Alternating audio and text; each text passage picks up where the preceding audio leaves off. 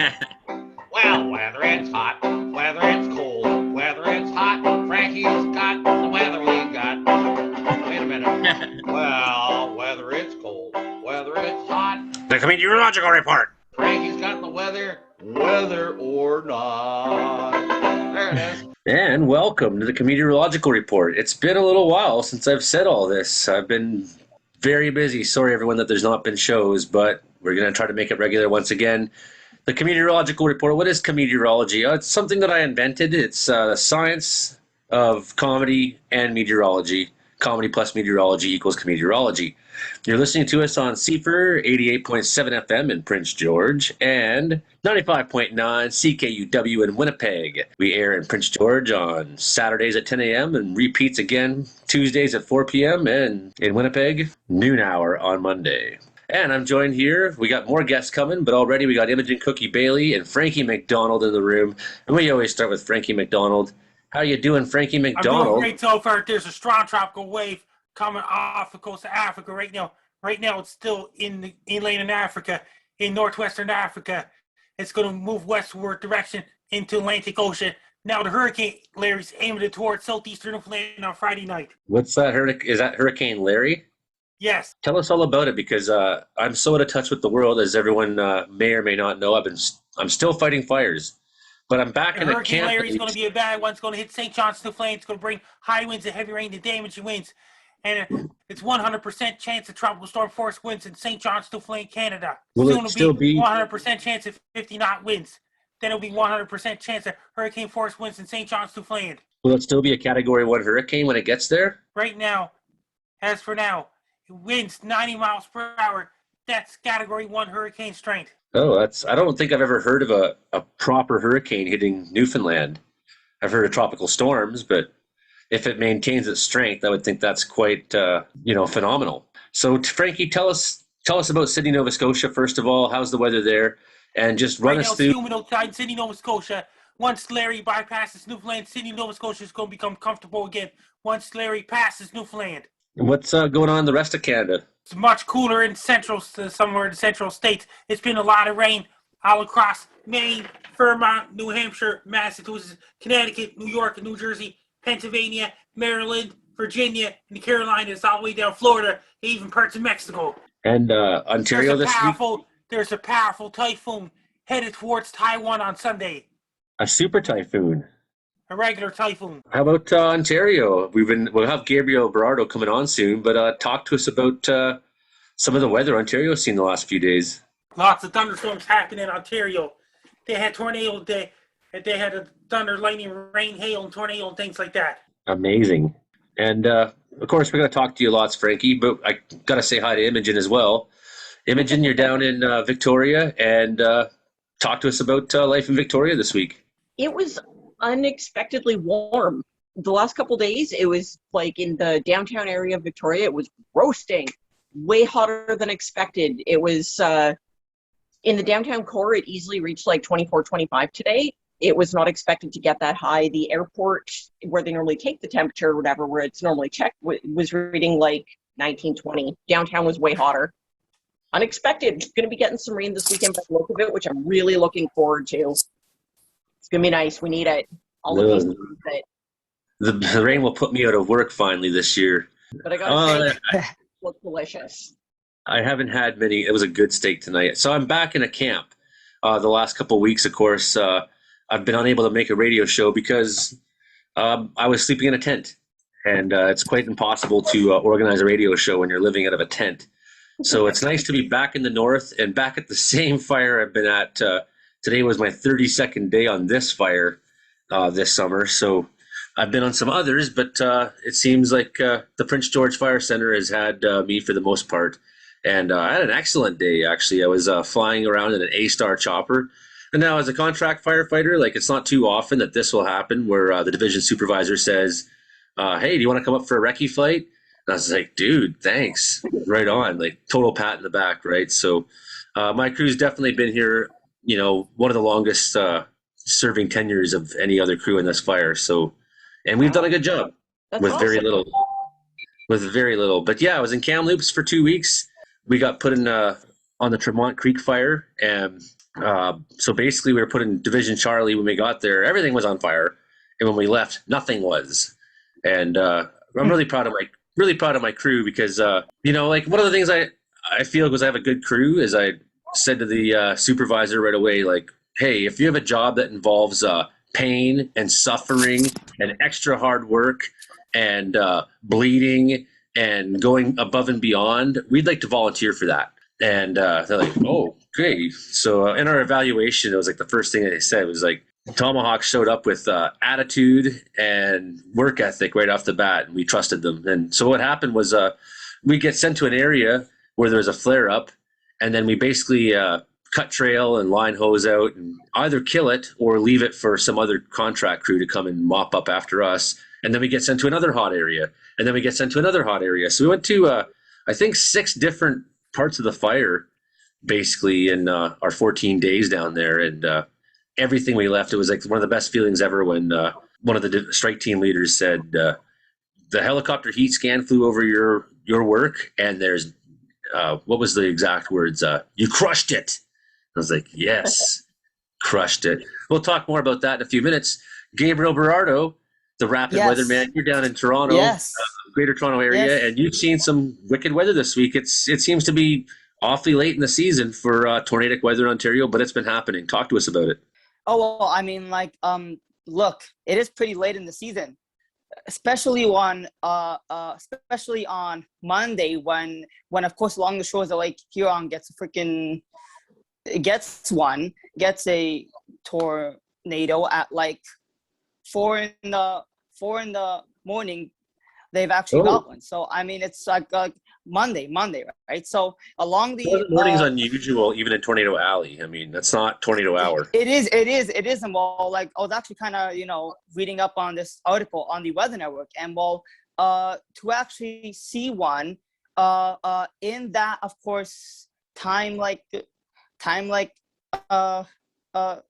range is actually one of the most rarest things in this actual part of the world. So I mean, look, seeing of course one I think it was in Port Elgin, something like that, along the shores of Lake Huron. I think it was close to about 4:05 in the morning. So I was also shocked also too, because I get these alerts from Instant like Weather, which is of course another weather channel or weather group that brings out these maps and brings out like all these of course warnings and watches first, right? So I get like tweets of course by exactly them, right, like about like watches and warnings, and so as also from like the Weather Network too. I have a lot of apps that send me alerts, so I'm always up on that. So I was up at like 4 in the morning, glasses were off, and I just like and then my phone just turned on and it was bright. So I was like, oh my God, I was looking over there. I was like, what the hell is going on here? And I was like, oh, okay, it's probably just severe thunderstorm warning. But then I looked close, I was like, wait, what? Tornado warning at 4 in the morning? I was like, and then like I went straight to Twitter to see what these people are tweeting about, because there has to be like tweets about this, right? Like obviously, and it was just really crazy because and then on Tuesday they actually had a large multi-vortex one, same exact area too. So basically, basically a multi-vortex one is like you have kind of multiple vortices in the actual tornado itself. So it's actually just multiple like tornadoes basically next to like the big one. And it was actually a rain, like I think it actually was a rain wrapped one. So you actually couldn't even see this even if you wanted to. People were obviously taking some photos of it along the like shores, which was obviously somewhat noticeable, but as it was of course moving inland also too, it actually have tracked pretty far inland too. Kind of a scary setup, because we had a lot of like shear that day, like a lot of shear, and we had of course low moisture energy for the storm, so it was a bit low on that side. But we had like a lot of shear. So along the, of course, shores, right, there was this huge line, I guess, moving through. And this, of course, actually wasn't the cold front itself. This was actually the warm front that actually have triggered all this mess. And it was just big. Okay, looking on like radar like signature of this was huge. It was just like huge. You could even like see it on there like perfectly. Like it was like a round, clear hook signature that we also have to also look on radar too, because that's of course how you know if there is, of course, probably one or not supercell. But this one was really fascinating. Saw some video of it by, of course, Mark, right? Like we all know Mark Robinson, Storm, of course, Storm Chaser for the Weather Network. We got to get him back on the show sometime. Oh yeah. I mean, look, he has to freaking come on the show and talk about this stuff, because I wanna hear what he actually have seen, because based on the photos too. I mean, look, throughout the also like day also too, this line I've actually hold up its intensity, and then I've actually tracked over like even of course my area also too. Obviously it wasn't as strong, and it was actually weakening right when I head towards my area, but the bottom kind of half of the line, like a few maybe like 20 to maybe 25 minutes south of that, they were just getting hammered with the wind still. Somebody actually did see some damage, I think, just of course west, like a few like miles west of my area, when they were actually coming, of course, down like the one of like the highways. That was just, I think, nuts. I think just knowing that there was damage close, but of course not actually at my area. But what I of course have to say that the most shocking part is that the shelf that I've seen on that thing, cloud that I've seen, like I've actually have sent you some nice photos, Joey. That was shocking, okay? Because I have never ever seen anything like that in my 17 years of being here, almost 18. But technically, it just like that was like a big shelf. You could even see where the hail actually was. Now, yes, I didn't obviously, right. What's actually known as the hail core? It's basically you obviously have to look for some green like sky in the core. And well, I could actually see that like lots in those photos and in the actual storm itself. But the thing is that we didn't really actually get the hail part. I think that just south of us have actually got that hail. But either of course way, I mean, I was actually scared for myself, because first of all, I didn't really want to know what this could actually do, because let's just of course maybe say that there was a tornado just west of me, right? Let's just of course say that I actually of course would be scared in the type of situation for like a certain reason. Well, I mean, look, we all would of course be scared of.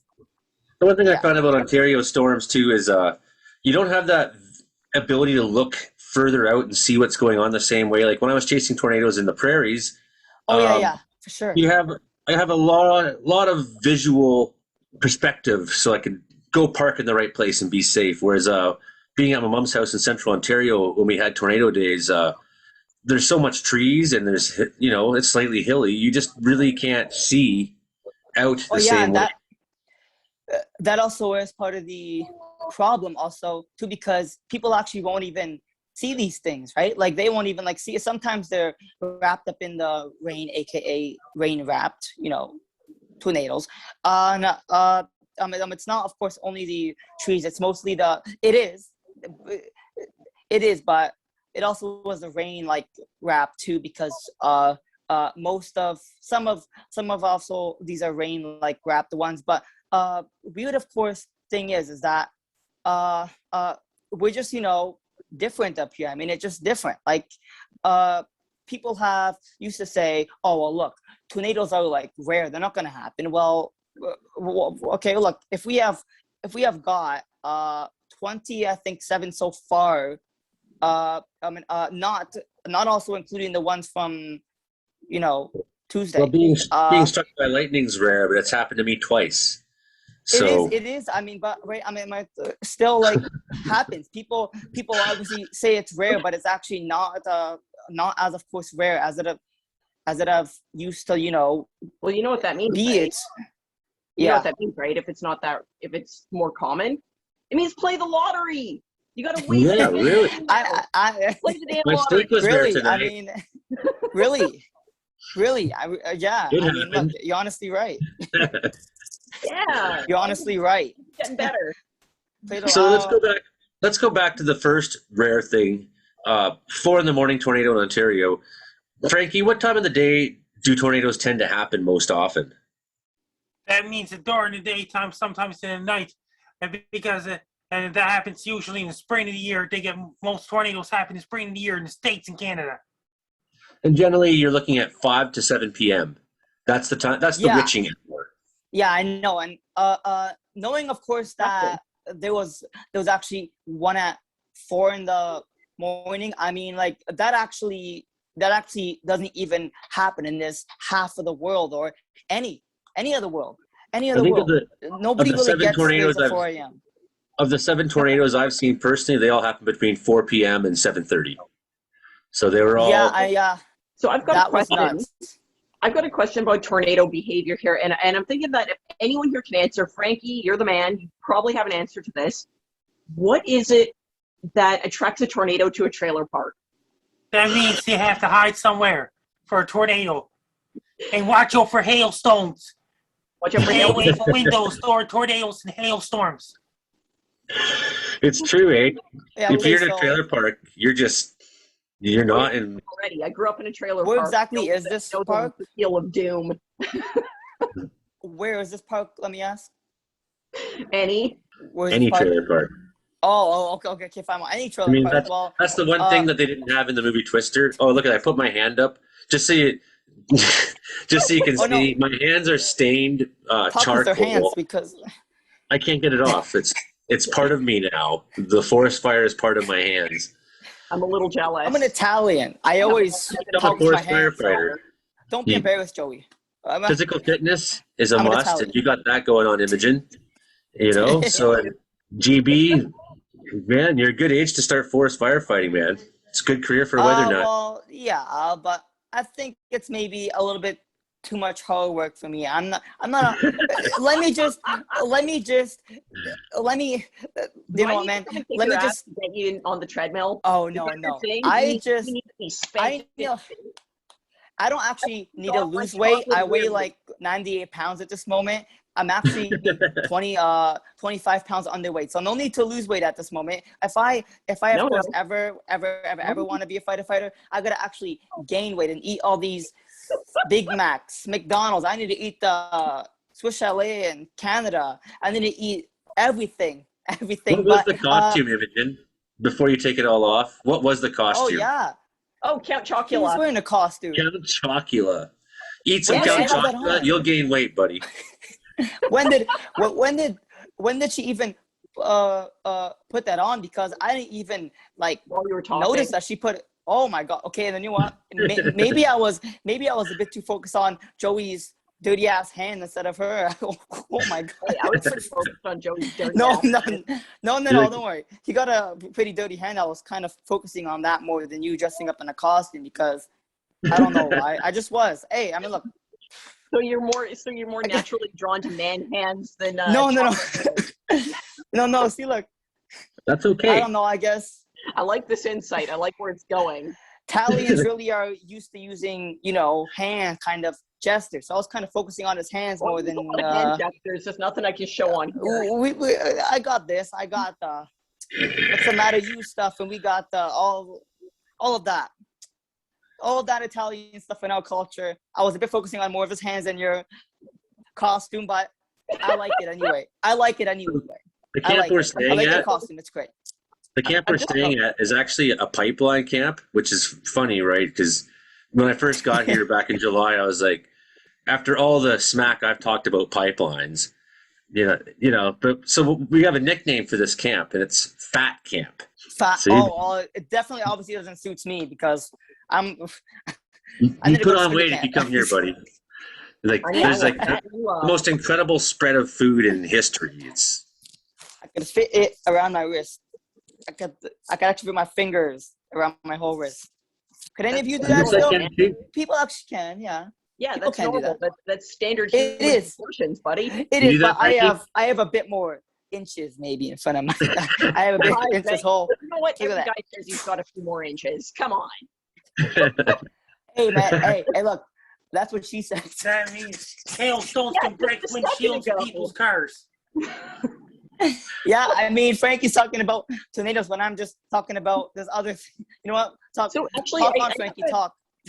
I actually just want to, Frankie, did you say that the storm that's coming into like Newfoundland to the Canadian East Coast, that's coming off of West Yes, Africa? it's St. John's, Newfoundland. Hurricane Larry aimed it towards St. John's. Okay, now It is. Did I catch that? Did you say that's coming from Friday West night and Saturday. I think what's happening is the energy is coming off the coast of Africa, and those tropical storms start developing as they move across the ocean. Then they start to get some rotation going, and then they go straight for New Orleans or a trailer park. Yeah. Oh, trailer parks. Yeah, and well, like, I gotta say, years of growing up in trailer parks, there's a strange ecosystem in there. Eminem's mom. Eminem's mom. Oh, you know what? I may have seen her there. It was a gross park. Eminem's mom lived in a trailer park. You must be his mom. Jesus Christ, man. How old do I look to you? No, wait, I'm just joking. You're not that old. Don't worry about it. You look about 24.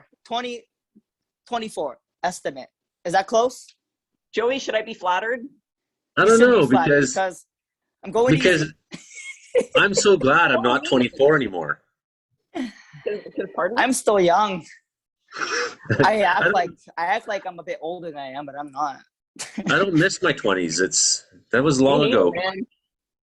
I wasn't really living out my 20s in my 20s. So but yeah, it's just the reason I was asking about West Africa is just like I'm fascinated by architecture, and a lot of the long-standing architecture there, like the geology of it, the stone that's in use, the type of mud that's used over centuries, it's taken on like a concrete kind of property, and that's largely because of how the weather there impacts it. So hearing that we've got like some really wild energy brewing up a storm coming here, it's kind of neat how the relative geography is affected. Like we get the heat and the storms here, but it's in West Africa. Like if you look at the Kabylia dwellings, that's some old structures floating around there made out of like mud and sandstone, which has survived tropical storms for centuries. Super impressive stuff. Whereas here we get hit with that same kind of stuff, and it just we're all, wet mud and forest and rivers and swampland and rainforest and Viking territory. It's awesome. We have along the equator this thing called the Intratopical Convergence zone, and that's where you're most likely to have your monsoon seasons, right? So, Frankie, who's having monsoons right now? India and Thailand. Right on the India's Intratopical monsoon season's coming to an end soon. So Thailand has some pretty wild wildlife. Some of the bugs and insects there are the size of house cats. Like they're huge, right? The snakes and the reptiles are massive. I'm fascinated. The wildlife alone is why I would love to go to Thailand for, an hour, because I'll scream like a child as soon as I see a giant spider. But wow. Oh my God. But I had these Australians because I live in the mountains, right? I had these Australians over this band, the Remains, actually, and they're like worried about grizzly bears, and like they kept asking about grizzly bears, and like, yeah, in Wells we have grizzly bears walk through town. That's part of life in Wells, once in a while. No, not really a big deal. And like they're scared of grizzly bears, and then finally I was like, dudes, like, you come from Australia, you don't have to be afraid of anything. Like over there, you have little bugs that are hiding in your boot, and you put your boot on and it bites you, and then you bleed out of your orifices for weeks, and then it's like I don't have to look in my shoe for a grizzly bear. They're not hiding under my pillow in my bed. You get like one, and it's 4 blocks away, and you can see it. Unlike everything in Australia that will kill you. Yes, and if you don't see it, in the forest, I know they're there half the time because the other animals tell you.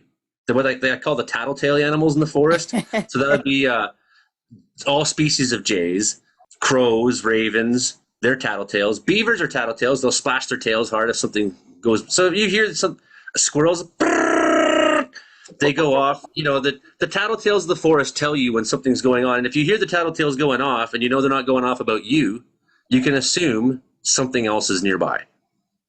So like I've very rarely ever been caught off guard by running into bears and moose and things like that. I seen a grizzly bear footprint that was like massive here. So I've been working south of Vanderhoof and up in the high country, and it's wild there. It's awesome.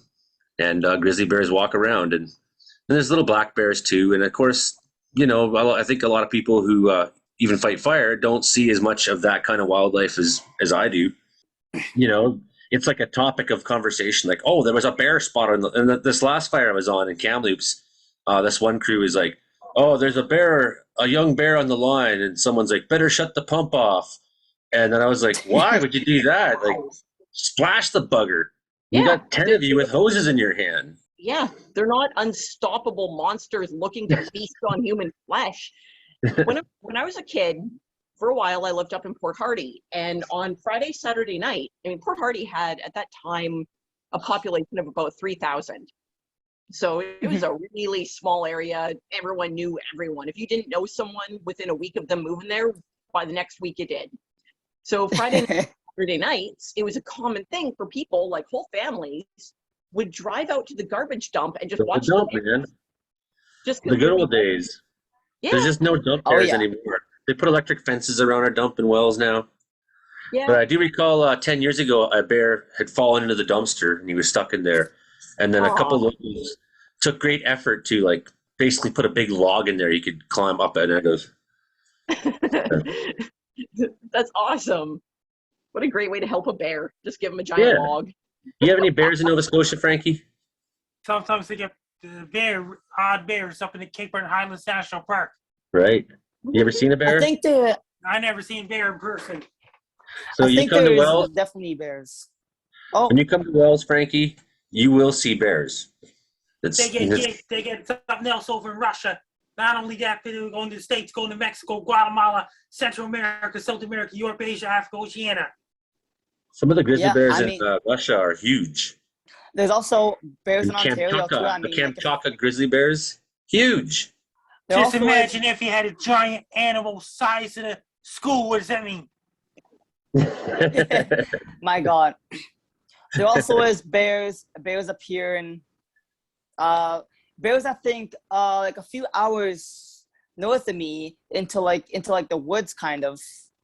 Southern Ontario, they have even bears up into like the woods. Like you go up towards cottage country, like probably close to like one of like the provincial parks. I grew up near Bancroft. I grew up near Algonquin Provincial Park, right? Yeah, and, moose, bear, bobcats, lynx. We've seen that lots. Lynx? I never personally seen one. We have cougars in that area. I mean, I'm always looking for the cougars.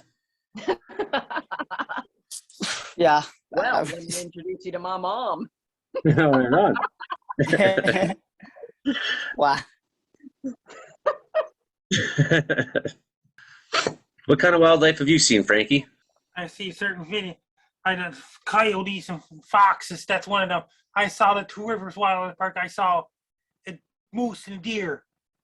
Nice. Ooh, moose are also in Ontario too. I think that there's deer yeah. too. I don't know if there's deer or not. Is there deer in Ontario? Yeah. I don't know, yeah. like Oh, yeah, there 30 is. million of them. There's more deer than people. You know what? We have a pretty like I think that more than I think half of this province is like a lot more than half is just like wildlife and trees and grass. I think it's what it Man, mostly is. That's I think the thing. that's Like good though. where I grew up in Ontario, I actually loved it. It was beautiful. Canadian Shield, rocks, swamp, good fishing. Oh, it is, man. It's just so I mean, hot yeah. there, though. I couldn't. Oh yeah, okay, but You know, listen. Now I live at 4,000 feet, and it's it's And I got a notification for Trey. He's going to join in 10 minutes. awesome. Trey is Campbell. also one of my favorite guys too. I think He's he's one a of my beauty. favorite guys. I was actually on his show. He has like no one ever even told me that Trey also has his own show too, because I didn't even know that. So I just saw him in this chat. I don't know if it was in this chat or not, but like Frankie was giving us like the link to his show, and I was like, oh, okay, well, Trey has a show. Since I freaking love him so much, I'm just gonna go hop on the show. So, I had a great time on the show. Honestly, I don't really know if it's like a full show or not, but Frankie and of course me were there. He obviously of course has some sort of podcast. Does he or no, Joey? Does he have a podcast? Oh yeah. Yeah. So I was on the show. Speaking of shows, I should say 3 times an hour, you're listening to the Comedeorological Report. I'm Joey Only, and I'm here with Frankie MacDonald, Gabriel the Rapid Weatherman, Imogen Cookie Bailey. You're listening to us on CKUW in Winnipeg, 95.9 FM, and CFUR in Prince George, 88.7. We're going back to the topic of moose. Today, one of our guys in my crew, Walter, found a giant moose, just one antler, while we were patrolling through this bush. And so it was pretty funny when he, getting into a helicopter with all this Pulaskis and pickaxes and chainsaws and a giant moose antler. That's par for the course in these parts. But it was an impressive moose antler. It may even be bigger than the one that's stuffed on my wall. I don't know if you've seen it all, but I got a moose head, a deer head, and a bear head on the wall of my lodge. Plus some strange animals I made out of bones, like the coyote. It's like a deer or a coyote head with antlers, like this irregular rack that I attached to its head. So that in a regular deer rack, you expect the antlers to all be facing the same way, but in a regular rack, one point's going this way, one's going down, one's going that way. Every point on this rack is weird, and I have the coyote skeleton wired to it, and so the jaws move, and it's the coyote lope. And I've got a bunch of weird animals I invented. Awesome. Wow. I need My to see your spooky lodge. collection. You come on up. Sweet. I think the strangest thing in my biology collection or nature collection is an axolotl skeleton. Nice. That was kind of neat. Yeah. I got beaver skulls and turtle shells that I brought from a home in Ontario still too. I have elk antlers, moose antlers, friggin' like I have such an impressive collection of wilderness animal bones I found that I actually had an artist a few years ago rent them from me for an art exhibition. Hey, Joey. Hey, everyone. I'd like to introduce to another amateur weatherman from Saroff, Russia. His name is Kuril Bakanoff. Does Kuril speak English? He speaks two multiple languages. You get him on the show then, man. Is he going to be on, Frankie? Also, the only, of course, animal my of course house is my cat, because I don't have any dead animals inside my house. I'm sorry, Joey, but I'm not like that type of person where we hang all this stuff like a cottage. No, like we live in a pretty not like I don't Urban. like live like thousands of feet up inside a mountain like you do. So we live in just a classic house, I guess. There ain't no like heads on my walls. There ain't no shells and slinkies, whatever the hell they're called. What are they called? Slings, whatever they call them. I don't know what they're called. I just have a cat. So when you say you're not that type of person, Yeah. bud. Yeah, I'm not that type of person to have that. I can't. Come on, man. My lodge. I think My that lodge my is a Nono had it. I have a 12,000 square foot lodge that's this bizarrely old building. And if you walk into 12,000 my square feet? Yes, and if you walked into my place, it would look like red green meant Star Wars or something. It's Bro, That's you need awesome. a. Fascinated. Jeez. so I got room to watch. Everyone's Joey's invited. rich. Not you listeners. Don't start stalking Joey, please. Nah, So I'm trust me, actually I'm not. curious. But the Joey, comedeorologists are all welcome. Definitely. I Yeah. can't wait to be home. Like I've been logging and then firefighting. I haven't basically been home for more than 15 days in total since April. So I have dishes Okay, that Joey. desperately need to be Question. done. And Okay, I'll go on. it's a bad state. I just wanted, because we got Prince George listeners, maybe give some updates on fire behavior as we've been seeing it. Of course, the weather has cooled down here in the north a little bit. Temperatures will come back up, though, to sort of seasonal and above this next week. Even with the rain we've had the last 2 days, it really didn't do much but cool things down a little. As we dug into the fire area we were working today, once we got a few inches down, it was dry again, and it was hot. The areas were hot. Yesterday, we seen trees that were candling, and that was kind of nice. It's always nice to see fire ripping, making noise. And it's late in the year. Fire. It's late in the year, so you don't often see that kind of behavior much. But there's still a lot of fires that are burning in BC, and we're still working them. We're still working them, and a lot of these fires, if we don't extinguish them completely, some of them will pop back up in the spring, right? And particularly when we're working, the duff layer is mineral, is decomposing stuff and roots. And so in your ground, you have the duff layer, then you can get down to mineral soil or bedrock, right? The duff layer here is very deep, full of red rot. It's very rich, and it holds heat amazingly. So sometimes we've been digging 2 feet down through this really thick duff. And then, so you have the burn edge, and everything's black on this side. And then we go 2 feet the other way and are still finding pockets of heat. So it just lives in that duff so well. And, you get a good insulating coat of snow on top of it. It won't necessarily go away.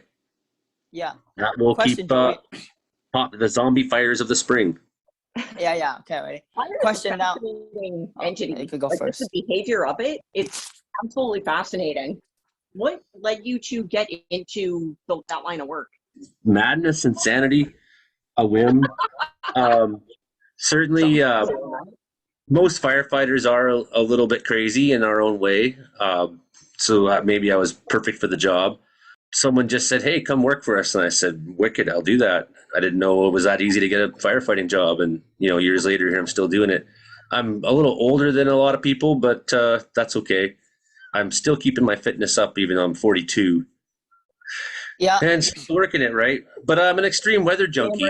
And if I wasn't doing this, I'd be chasing storms and climbing mountains and doing, much stuff that's kind of similar in relation. Now I've climbed up to the pedestal of being a crew leader, and I love it. I have other tickets like Danger Tree Assessor. I have to go and make sure an area is safe for my guys to work, because trees just fall down randomly once there's been burned through the area. So we have to go in, check them all, have a faller come and check them. Another ticket I have is a first aid level 3, which in BC is just short of being an ambulance attendant, basically. An EMR. I'm a power saw operator. I've got a stack of tickets like back burning and incident command systems and crew boss, and I'm literally sitting on 15 tickets. So I put a lot of work into getting to where I am, because I live for it. I totally live for this life. Yeah, and also, question, Joey.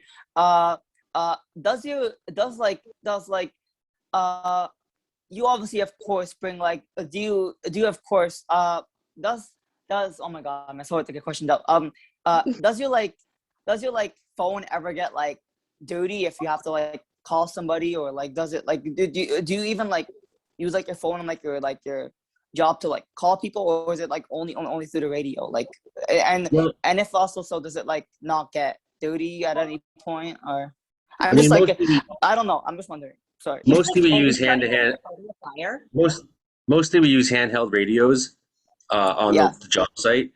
Because I live in a place that has no cell service, I do not have a cell phone number. I do have a gadget that I take videos with, Now, this is one that my Okay. friend Benson gave to me. It's typical for firefighters to go through phones like crazy. I know one guy in our crew's gone through 3 already this year, so that happens. My This is a God. used one. My last phone, when I was falling trees in the middle of February, the snow in Wells is like up to my chest up in the mountains, and I was working around all afternoon, and then I realized my phone had fallen out somewhere, and in that deep snow, I was never going to find it, no matter how much I looked. I ended up the snow didn't really melt up there until the end of May, so I was gone logging in Clearwater when that snow melted. I waited to the end of the major heat wave in June and went up there and found the friggin' thing, and it had dried right out because of the heat wave. And I plugged it in, and it half worked. And for a while, most of the videos I made this summer I took with that phone. But then when I was in Kamloops recently at that fire, the phone started doing these random things. It started to message people like a bunch of letters, like 7QX10, and like it would just open You know up what that's called? nonstop, and so I eventually You know what? Yeah. got a Right. new You know phone. what? You wanna A new you used wanna one. like you wanna of course know what that's called. That is actually called Ghost, I think. It's like a ghost like touch, I think, where like your phone just thinks Right, there's so- like thinks there's something touching the screen, but there's actually not. So it actually just punches like a bunch of crap into and it's just like so just like swiping and doing like weird things. So Yeah. So if any of you got a totally bizarre message I from had me, I experience wasn't with on that. drugs. I was in camp. I won't be on drugs again until after fire season. And even when I am on drugs, I don't send messages like 7PQ1018. Yeah, I don't know, man. I mean, like that's almost like some secret like Russian code, like this is the code XQ10. They're gonna keep watching- thinking that they can work for Russian spies. I'm watching Imogen smoke a joint, and I'm like so jealous in some ways. But that's the sacrifices we make.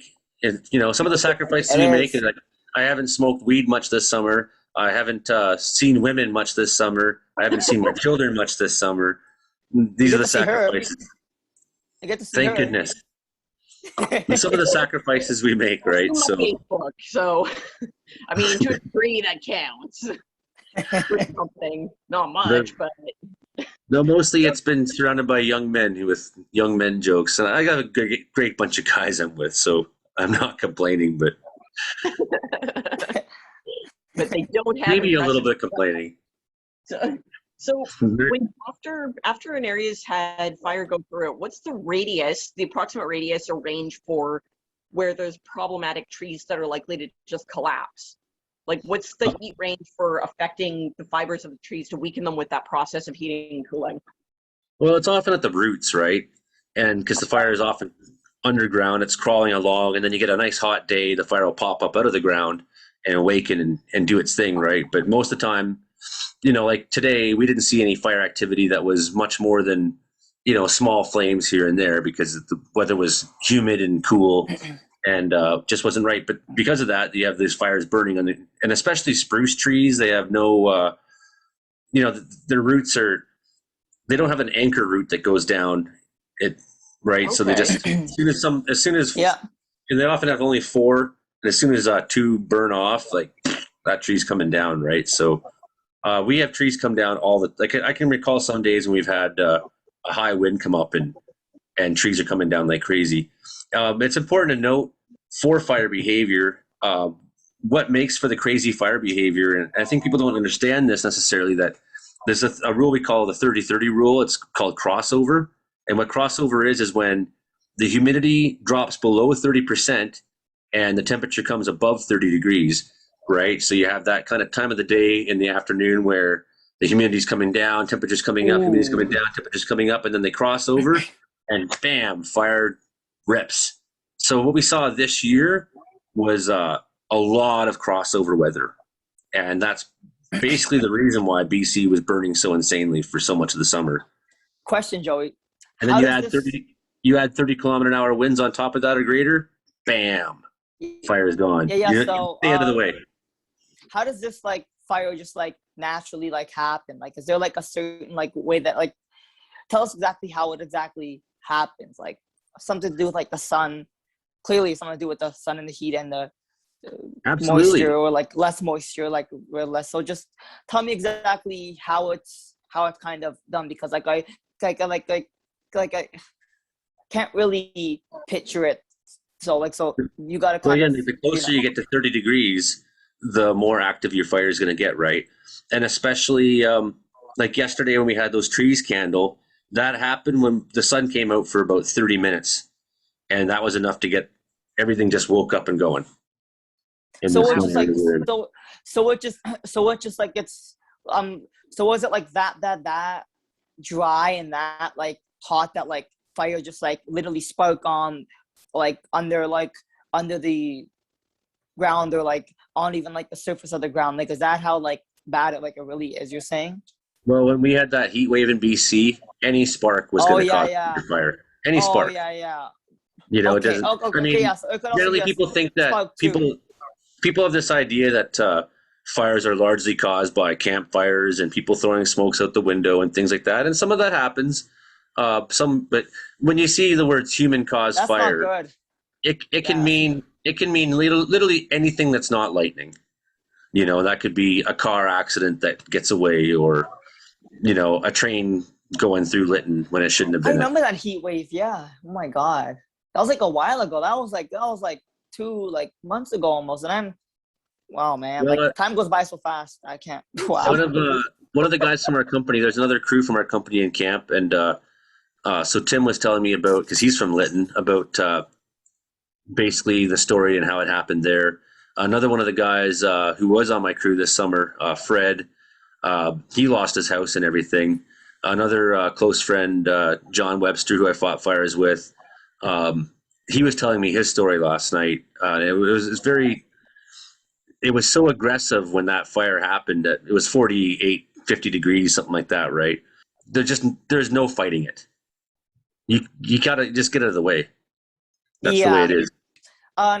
Speaking of other people, I wonder where Trey went. I don't think he ended up showing up in that 10 minutes. Did you got Do you got a rap for us this week?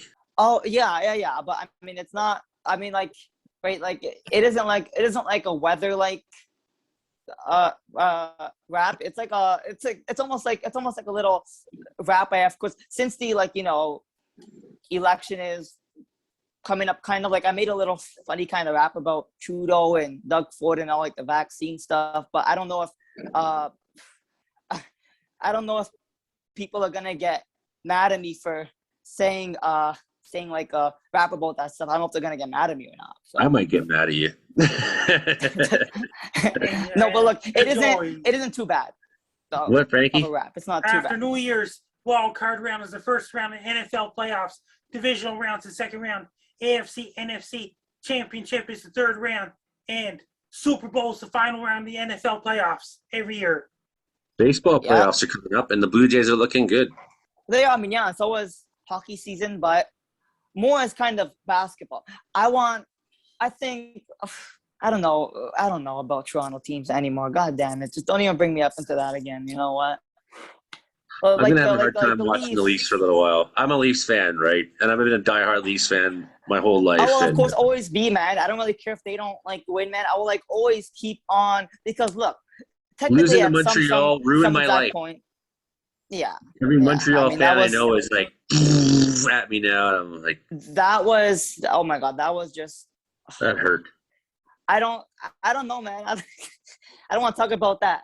So as other my family members that also Leaf fans, man, we were literally, at one exact point, we were literally 1-1-1. I think we were just one freaking inch from winning. The puck was so close, that 1 inch there, and it just somehow couldn't bounce off of something. Maybe just add blow it in next time. Maybe to try to. I don't know. This total wanker once said, "The better you are, the luckier you get." His name was Wayne Gretzky.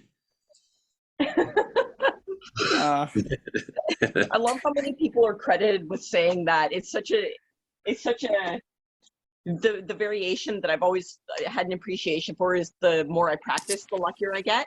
Attributed to so many people. It's awesome. Such a good one. it actually is a good phrase because like the more you like practice something, like the luckier you get, right? Is that the phrase?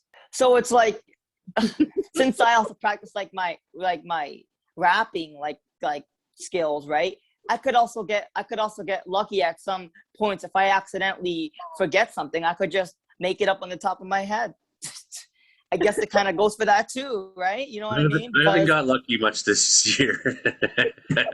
Oh, I'm extremely lucky. You know what? You know what they have to tell me when I'm of course always in the room watching like a sports game, right? Like the Raptors or like the Leafs, for example. Like if I'm not, of course, there, man, they aren't even gonna score like nothing, man. Like trust me. Okay, let's see. When I am always in the room, I could actually sense presence and change in energy. So I could actually sense when the Raptors or like the Leafs are on like about to go and shoot some goals, maybe like like it's just like a certain like feeling that like we all kind of get. But I am like a lucky charm for that thing. If I'm not there, then they ain't gonna win. Like if I'm not there, they ain't winning. Frankie, you got a Blue Jays shirt on, don't you? I do. What does it say on he it? does. Blue Jays. I mean, like clearly, Joey, you asked the question. Blue Jays shirt clearly has Blue Jays on it. I'm just joking, Joey. I'm just joking.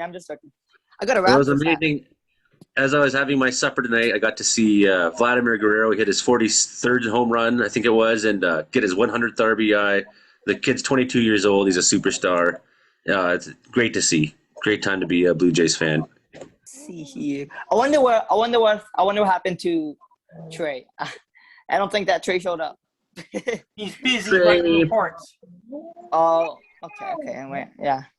Well, at He least we is, of had course, 4 of us on. We had Gabriel, the rapping brother man. We had Imogen 3 of Cookie us. Bailey. We had Joey Only. That's me. We had Frankie MacDonald, the world famous YouTube Frankie sensation. MacDonald loves How many McDonald's. subscribers now, Frankie? 268,000. 268. I'm up to 821 on Joey Only Caribou Weather Dude channel. I got Like- 268,000 subscribers. Do you know that I got actually like that rhymes? Caribou weather dude. Who maybe I could next. I think on the next one I'll actually kind of use that in like a rap. Like for next time, I'll just say Joey Only Man, the Caribou weather dude, talking to you, fighting fires. That is your desire. That's what we like to Talking through the Maya. set the fire. Oh yeah. No, There's another YouTuber Yeah, in you got- Canada.